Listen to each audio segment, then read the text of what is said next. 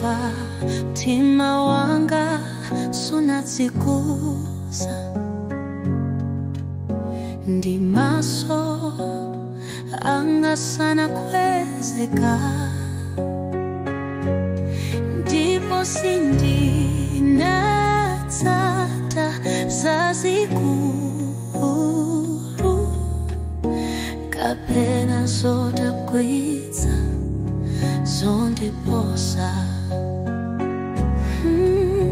Yehova, mtima wanga sunazikuza. Ndi maso anga sana kwezeka,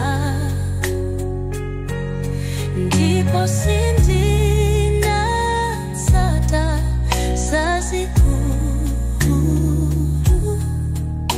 kapena zodabwitsa zondiposa.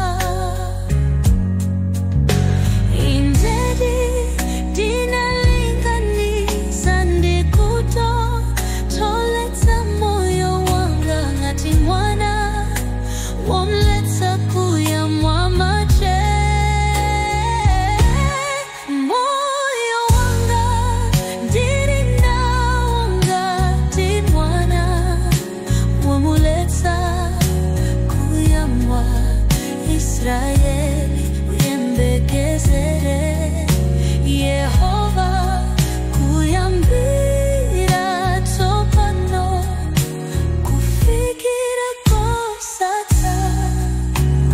Yehova, mtima wanga sunazikuza. Ndi maso anga sana kwezeka, ndipo sindinatsata zazikulu kapena zodabwitsa zondiposa. Indedi ndinalinganisa ndikutotholetsa moyo wanga ngati mwana womletsa kuyamwa.